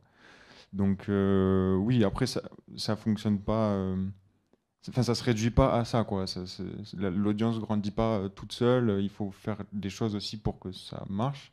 Après, est-ce que le rachat par Amazon a vraiment changé quelque chose en termes d'abonnement et en termes d'évolution des audiences des streameuses et streamers? Je sais pas trop. Je pense que c'est surtout que ça fait grossir Twitch et que la plateforme est gérée un peu différemment. Comme YouTube quand ça a été racheté par Google, comme X racheté par Musk. En fait, c'est plus au niveau du fonctionnement global de la plateforme. Enfin, vous me contredirez si c'est pas le cas, mais je suis pas sûr qu'au niveau de l'expérience des créateurs de contenu, ça change énormément de choses, si ce n'est économique, quand un abonnement rapporte plus ou moins d'argent d'un mois à l'autre. Mais en termes de création de contenu pur, je sais pas trop si ça change quelque chose. Moi, un des retours que j'ai eu, c'est que l'algorithme de recommandation de Twitch, il sert à rien. En fait, c'est vraiment pas par Twitch, en tant que plateforme, recommandation, algorithme, tout ça, qu'on va gagner en visibilité, j'ai l'impression. Il va falloir jouer justement sur les Discord, qui vont permettre de se faire connaître, de faire des partenariats, des co-créations. TikTok, qui aujourd'hui est beaucoup plus utile dans cette utilité-là. Et ouais, changer la personne derrière, ça va changer les modèles économiques des créateurs de contenu, peut-être. J'ai pas eu l'impression, ça fait pas partie des éléments qui ressortent. La tendance, c'est que Amazon aime de plus en plus l'argent et veut de moins en moins en donner aux créateurs. Mais bon, rien d'étonnant, c'est les modèles classiques, quoi.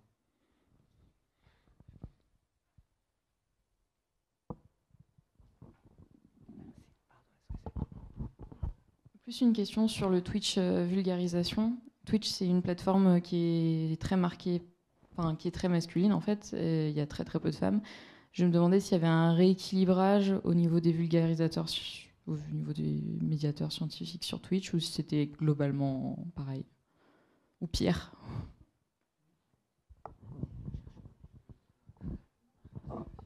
Moi, dans mon petit panel de 2 streamers, c'est que des hommes, donc je ne saurais pas répondre, et mon échantillon est trop petit pour pouvoir infirmer ça à la plateforme Twitch.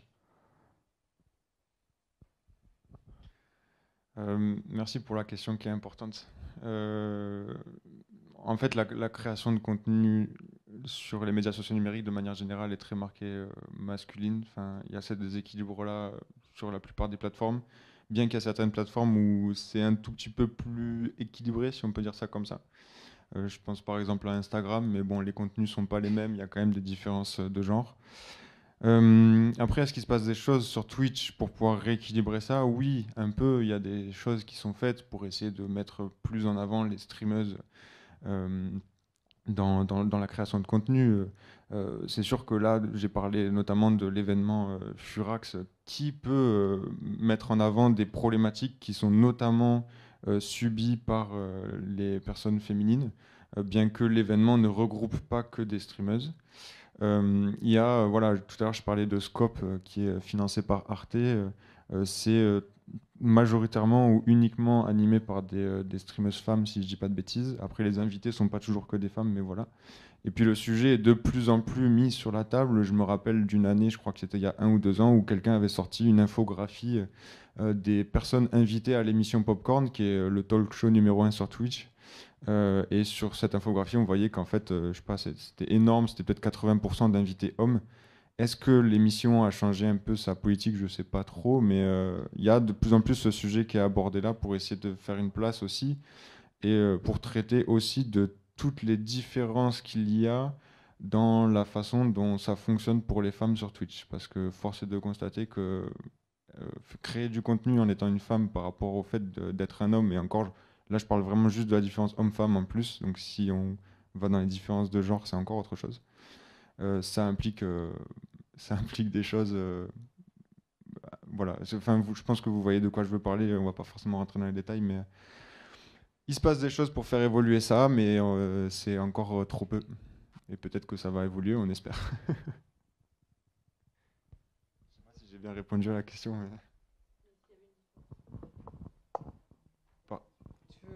Est-ce qu'il y a une différence en vulgarisation par rapport à d'autres types de contenus? Je sais pas. Je suis pas sûr, franchement, parce que il y a des choses en plus dans la vulgarisation qu'il n'y a pas forcément dans le divertissement, et inversement. C'est plus compliqué parfois pour une streameuse femme d'aborder certains sujets scientifiques parce que c'est les clichés et parce que c'est encore difficile de lutter contre. Donc ouais, il y a des différences, mais en fait, dans n'importe quel milieu ou n'importe quel type de contenu, il y en a des différences. Voilà.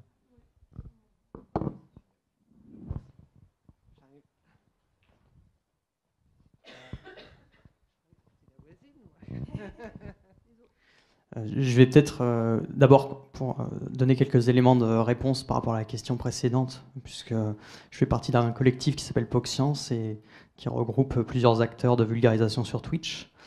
Et bon, j'ai plus les stats en tête, là, il faudrait que je regarde le serveur Discord, mais on était, je crois, à des moments pas trop loin de la parité, hommes-femmes. Et en tout cas, ce que je me souviens bien, c'est que souvent, les vulgarisatrices sont plus spécialisées dans des domaines de sciences humaines et sociales, et les vulgarisateurs sciences naturelles et techniques. Donc il y a ce biais très très fort qui se retrouve aussi sur Twitch. Mais sinon, en proportion, je pense que entre hommes et femmes en vulgarisation, c'est pas si différent que ça qu'entre hommes et femmes dans l'ensemble du Twitch game.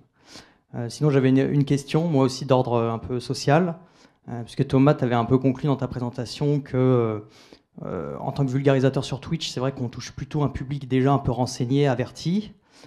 Du coup, ma question, c'est est-ce que la vulgarisation arrive à jouer son rôle vraiment de rétablissement social au niveau des connaissances générales que peut avoir la population, ou au contraire est néfaste et renforce une inégalité entre un public qui, lui, est déjà averti, qui se renseigne davantage, qui devient encore plus érudit, et un reste de la population qui est laissé de côté. Donc là, pour Twitch, moi, j'ai cette réflexion-là, mais je ne sais pas si vous l'avez eu aussi pour YouTube. Voilà, est-ce que vous avez des éléments à apporter sur ça? Ben, merci pour la remarque et merci pour la question aussi. Pour répondre par rapport à ça, j'ai perdu ma réponse. Est-ce que tu veux bien répéter? Excuse-moi. Ouais. Peut-être en lien, il y avait aussi une remarque du coup dans le chat qui était là-dessus, qui est en gros les publics visés de la vulgarisation scientifique sur Twitch. Et une des remarques dans le chat, pour laquelle je souscris totalement, qui revenait par exemple sur le biais de ton échantillon. Tu disais, bah oui, j'ai un biais surdiplômé, j'ai beaucoup trop de surdiplômés, plus de 60% de gens ont plus de master, 80% qui ont été à l'université, et que si tu compares ça avec des données démographique classique, il y a un fort décalage. Et du coup, la remarque, et je pense qu'elle prolonge la question qui t'est posée, mais est-ce que c'est si surprenant que ça? Et finalement, est-ce que les publics de la vulgarisation scientifique en général, mais aussi plus spécifiquement en ligne, c'est pas un public de personnes déjà surdiplômées, avec une forte culture scientifique, et qu'en fait, on change le dispositif, on change la plateforme sur laquelle on fait de la vulga, mais on reproduit ce qui se passe ailleurs en faisant de la vulgarisation scientifique. Et si j'ai bien saisi la question, donc on reproduit du coup des inégalités sociales d'accès à la culture scientifique, tout en prétendant, et si ça je fais le lien, y compris avec le discours qu'on a tenu sur la première table ronde, tout en disant qu'on va chercher justement un public éloigné des sciences. Et voilà, c'est un peu ce paradoxe-là. Donc si tu veux y aller, puis peut-être... Ouais, merci beaucoup. Et désolé pour te mettre un peu perdu, mais oui, la question se pose, elle est essentielle de savoir si, voilà, si cette histoire de fameux fossé, est-ce que finalement ça va agrandir la distance qu'il y a entre les sujets scientifiques et puis les personnes qui peuvent potentiellement s'y intéresser. J'ai pas d'éléments conclusifs très établis à donner dès maintenant. C'est encore l'objet de tout le travail que j'essaie de finir pour cette thèse que je suis en train de faire, justement parce que ça fait partie des questions que je me pose dans mon travail. Après, je pense qu'il faut faire aussi la distinction entre des personnes diplômées et des personnes qui sont renseignées sur les sujets scientifiques, qui sont passionnées par ces sujets-là. Je ne sais pas encore, quand je parle des personnes qui sont les plus intéressées aux sujets scientifiques, qui sont les plus passionnées par ça, et donc qui sont potentiellement les plus impliquées sur les chats, je ne sais pas si on peut dire que ce sont des personnes qui sont très diplômées qui participent comme ça, ou si c'est des personnes qui, par ailleurs, s'intéressent aux sujets scientifiques de base, et du coup arrivent sur Twitch et s'alimentent encore plus leur culture par rapport à ça. Donc, bah, franchement, merci pour la question, mais j'ai des difficultés encore à donner une réponse très claire par rapport à ça. Mais j'espère que j'aurai des éléments d'ici un an sur ce sujet-là. Mais c'est vrai que toute la question se pose, et c'est tout l'enjeu de la vulgarisation, en fait, même avant qu'elle se passe sur les médias sociaux numériques, c'est est-ce qu'on va toucher ce grand public? Je complète rapidement parce que moi, il y avait...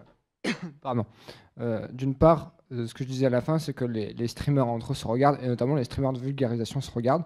Donc c'est effectivement, eux-mêmes, ils ont des publics qui sont déjà érudits ou connaisseurs du sujet. J'ai des anecdotes en tête, mais dans les entretiens, ça revenait souvent que, en fait, souvent, il y avait ils abordaient un sujet qu'ils connaissaient bien, mais en fait, il y avait un doctorant qui arrivait et qui posait plein de questions, et en fait... après identification faite du viewer en question, il disait bah, en fait viens, on va en vocal et puis tu vas me faire on va blablater du sujet. Et en fait c'est tout la difficulté pour la vulgarisation, et tu le disais Robin sur un de tes streams notamment, qu'il y avait différents publics qui existaient, et le plus difficile c'est justement d'aborder les publics dont on est les moins proches finalement, même socialement parlant, parce qu'on est souvent ceux qui font de la vulgarisation, tu l'as dit Thomas, c'est ceux qui sont les plus diplômés, donc socialement parlant c'est plus difficile de les aborder. C'est tout la difficulté de la vulgarisation sur Twitch, et j'aimerais bien avoir ton retour justement par rapport à ça, sur quel dispositif tu mets en place, parce que je sais que ça se discute beaucoup aussi même entre tes viewers sur qu'est-ce qu'on met en place comme dispositif pour essayer de ramener ce monde-là qui peut se détacher parfois dans des discussions trop approfondies ou trop complexes pour eux, qui décrochent facilement, tu l'avais dit sur un de tes streams, sur voilà, c'est difficile pour eux de suivre, évidemment, face à la difficulté de suivre des sciences complexes par exemple, ou des argumentations, ils décrochent tout simplement du stream, et donc c'est difficile pour après les garder. Et moi en tout cas, dans ce que j'ai eu en entretien et avec mes deux streamers, c'est que comme je le disais, c'est des pratiques de co-visionnage. Donc en fait, effectivement, ceux qui se regardent beaucoup entre eux et ceux qui interagissent beaucoup entre eux, c'est déjà des gens qui sont diplômés et qui se parlent même entre eux, presque. Je ne sais même pas comment formuler ma question. Mais du coup, en vous entendant, je me dis que la télévision reste quand même le média le plus vulgarisateur, finalement. Et qu'avec Twitch, on est face à un média qui individualise presque la relation entre le créateur et le viewer, je crois que c'est comme ça que vous l'appelez, mais qui du coup est lui-même un spécialiste, en fait, finalement. Enfin, je sais pas, spécialiste ou non, diplômé en tous les cas, d'après ce que j'entends. Et alors, donc du coup, je n'ai pas vraiment de question, pardon, c'est juste une réflexion.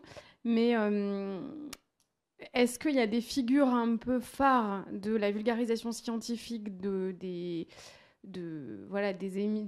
médias traditionnels qui se retrouvent sur Twitch ou YouTube ou je ne sais pas trop quel autre espace numérique, comme Samuel Etienne le fait sur l'information, quoi. Alors moi, je connais que Fred et Jamie, quoi.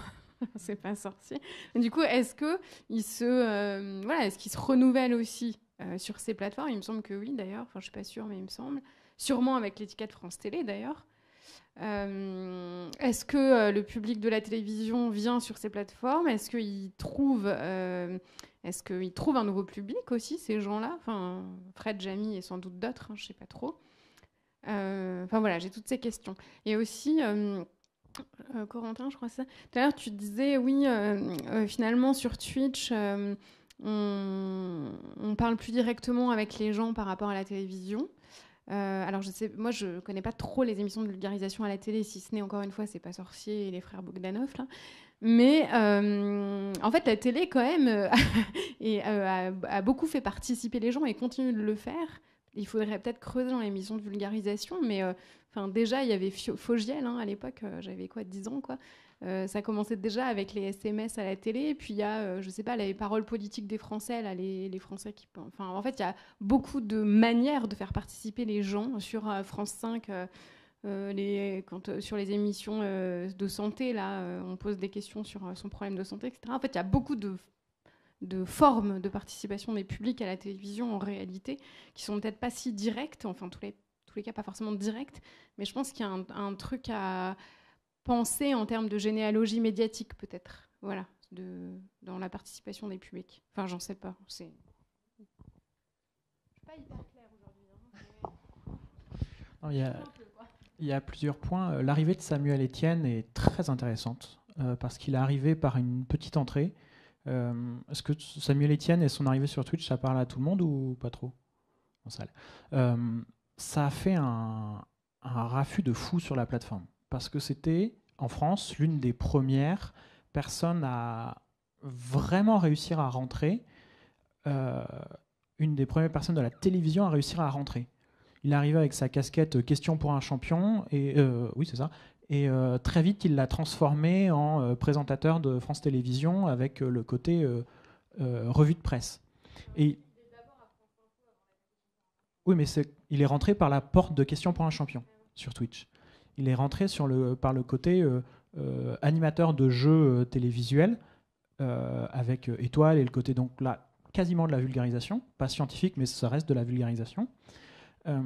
Et en prenant part au jeu, et il s'est dit qu'il pouvait faire ce qu'il faisait sur France Télévisions sur Twitch. Et il a réussi. Sauf qu'en fait, il a ouvert une porte et montré à la télévision qu'il pouvait peut-être prendre une place plus importante. Parce que sur Twitch, elle était très minime, voire inexistante. Sauf qu'en fait, les codes culturels sont tellement marqués, avec possiblement un blocage et une vision anti-télévision de la génération qui consomme du contenu YouTube Twitch, qui fait que ce contenu a eu beaucoup de mal à prendre. Et donc, la transition de ces personnes-là est très difficile. Pour reprendre le cas de Jamie, de Fred et Jamie, seulement de Jamie, il a commencé je pense quasiment avec le confinement justement, à faire sa transition sur les réseaux sociaux, à créer la marque Épicurieux, tout ça, mais sans France Télévisions. Il l'a fait de son propre chef et aujourd'hui a rejoint Webedia pour faire ça avec eux et à une émission maintenant, il me semble, peut-être même sur Twitch, je ne sais plus, mais du coup a commencé à arriver. Et oui, je ne sais pas si j'ai grand-chose d'autre à dire dessus. Sur la question de l'interactivité, de la proximité, je dirais que sur Twitch et YouTube, la notion d'amateurisme, même dans la manière de faire le contenu, donne l'impression qu'on est moins sur des choses scriptées qui peuvent donner l'impression d'être à la télévision. Par exemple, Fred et Jamie, quand ils font leur émission, voilà, ils répètent au mot près le truc qui a été prévu. Enfin, voilà, c'est très, très précis ce qu'ils doivent faire. Quand on fait de la vulgarisation sur Twitch, alors je sais pas ma spécialité, mais je suppose que la souplesse est énorme.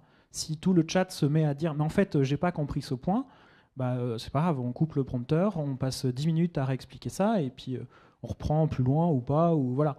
Et entre le côté amateurisme et la souplesse de production, je pense que justement, cette génération se sent beaucoup plus proche qu'on peut l'être que par rapport à la télévision, où en effet, il y a des fois où on peut poser des questions en direct, mais il va y avoir 10 questions en 1 heure qui vont être ressorties, avec la question de savoir est-ce que c'est... question qu'on peut se poser, est-ce que c'est vraiment des questions du public ou est-ce qu'ils ont préparé des questions à l'avance pour juste animer le contenu, alors qu'il y a cette sensation de spontanéité et d'authenticité beaucoup plus forte sur les autres plateformes. Thomas, Sylvain, vous voulez compléter? Thomas va débuter. Très rapidement, avant de laisser Sylvain conclure, vous m'avez fait penser à quelque chose quand vous avez parlé du succès de C'est pas sorcier. Bon, vous avez dit que la télévision réussissait à être plus vulgarisatrice que les médias sociaux numériques. Je ne suis pas sûr. Voilà, ça reste à discuter, mais par contre, ça soulève une question qu'on n'a pas encore abordée et qui, à mon avis, est ultra importante. Et du coup, je me permets de conclure par rapport à ça. C'est le côté de rajouter du divertissement à la vulgarisation. Et le succès de C'est pas sorcier, c'était notamment ça, c'était assez ludique, assez marrant à regarder. Et il y a tout un enjeu pour les vulgarisatrices et vulgarisateurs du web à rendre leur contenu divertissant, attractif. On voit les chaînes qui sont les plus suivies sur YouTube ou sur Twitch, c'est des trucs un peu qui attirent l'œil ou qui posent question dans la miniature ou dans le titre, parce qu'il y a un enjeu et un équilibre aussi un peu difficile à trouver entre divertissement et vulgarisation pour attirer des audiences relativement importantes. Audience relativement importante qui se retrouve d'ailleurs sur des programmes et au travers de figures importantes. Hein. Il y a bien sûr Samuel Etienne, mais il y a aussi Clément Viktorovitch, il me semble, et Jean Massier qui, eux, streament plutôt du côté politique et dont c'est important. D'ailleurs, je tiens à faire la promotion d'un collègue qui est Nathan Ferré, qui a beaucoup travaillé sur Twitch et qui mène en ce moment des travaux sur ce sujet-là, sur les publics et leurs réactions sur des streams politiques, notamment avec les élections législatives anticipées. Et moi, je voulais juste revenir sur l'importance des petits streamers qui, à ce niveau-là, jouent un rôle essentiel dans le cadre où ils peuvent... alors, bien que les notions de spontanéité, de proximité, etc., sont des notions qui s'incluent dans une sociologie du travail, donc dans un courant théorique assez précis, et dont a été travaillé par notamment Noémie Rogue et Samuel Coavou dans un article sur Twitter, en tout cas, vous le trouverez, qui a été publié en 2020. Et en tout cas, loin de ces aspects-là qui ne sont pas forcément évoqués en entretien, mais dont peuvent jouer, en tout cas, les petits streamers, c'est voilà, avoir ce lien-là assez relationnel et même très proche avec ces viewers qui parfois les invitent même dans des audios. Enfin, sur le stream, ils arrêtent leur émission de vulgarisation et ils invitent parfois un viewer, puisqu'ils discutent beaucoup. Il dit viens en vocal avec moi sur Discord, on va discuter. Et en fait, c'est une annexe, une digression en fait à leurs émissions.